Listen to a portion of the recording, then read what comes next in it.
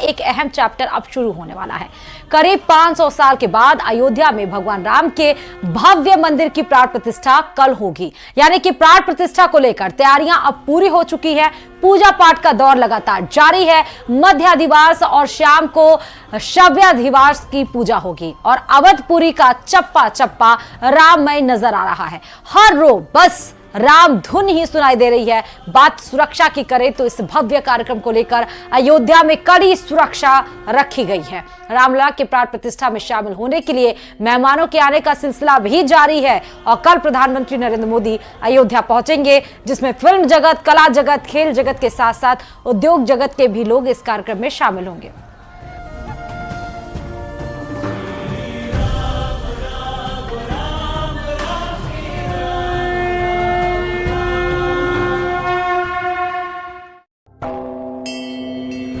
इस समय पहली तस्वीर फूलों से सजा है पूरा अयोध्या।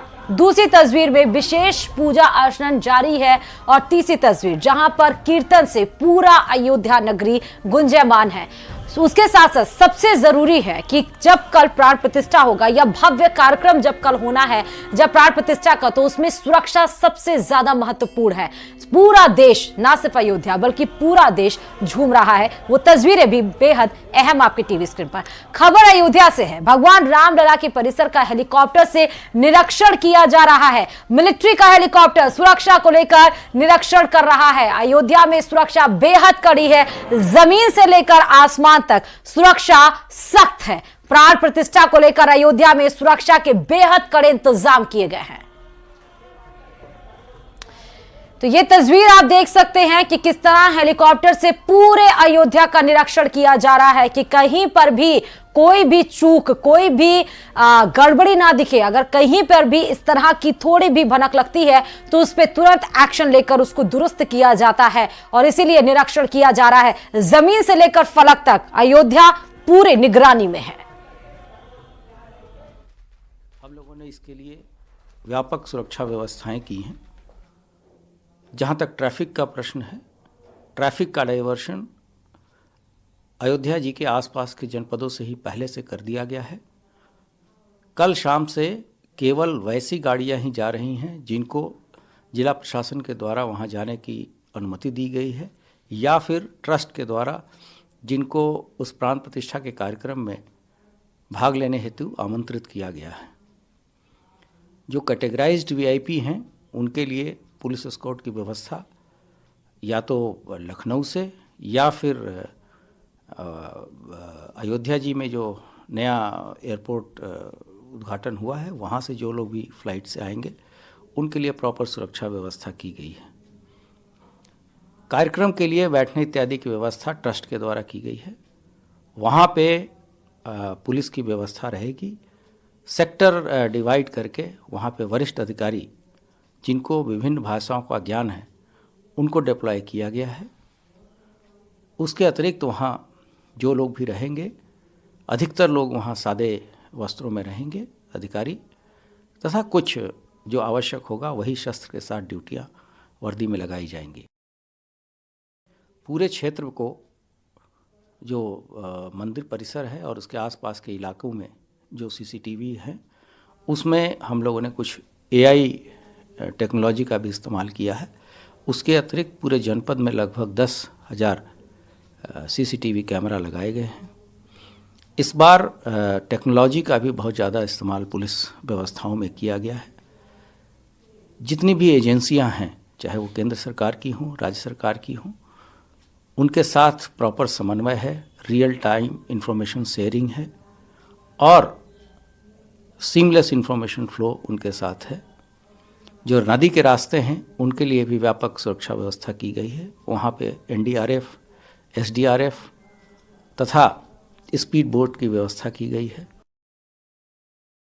पुरुषोत्तम राजा राम की बात हो रही हो और उनके प्राण प्रतिष्ठा की बात हो रही है तो उससे पहले अयोध्या में विशेष पूजा का क्रम भी जारी है। रामलला की प्राण प्रतिष्ठा से जुड़े आज रामलला के मंडप की भी पूजा हुई है और उसके बाद 108 कलशों से औषधि युक्त जल से रामलला को दिव्य स्नान भी कराया गया।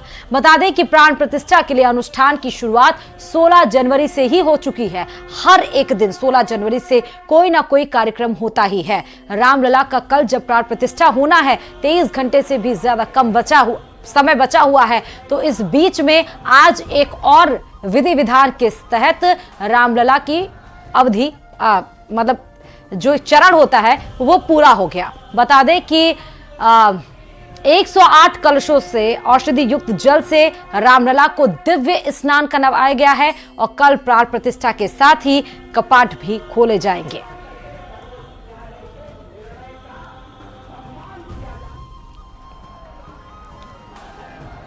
रामलला के मंडप की पूजा होने के बाद महिलाओं ने कलश यात्रा निकाली है। 108 कलशों के औषधि युक्त जल से रामलला को दिव्य स्नान कराया गया है। तो आपको तस्वीरों में जो महिलाएं कलश यात्रा लेकर आई हैं, इन्हीं 108 कलशों से औषधि युक्त कलशों से भव्य स्नान भगवान राम का किया गया है। बाल स्वरूप भगवान राम को जो 51 इंच की मूर्ति बनाई गई है सांवले रंग की, उनको इन्हीं 108 जो औषधि युक्त जल इस कलशों में है, उन्हीं जल से ही उनका स्नान भव्य स्नान कराया गया है।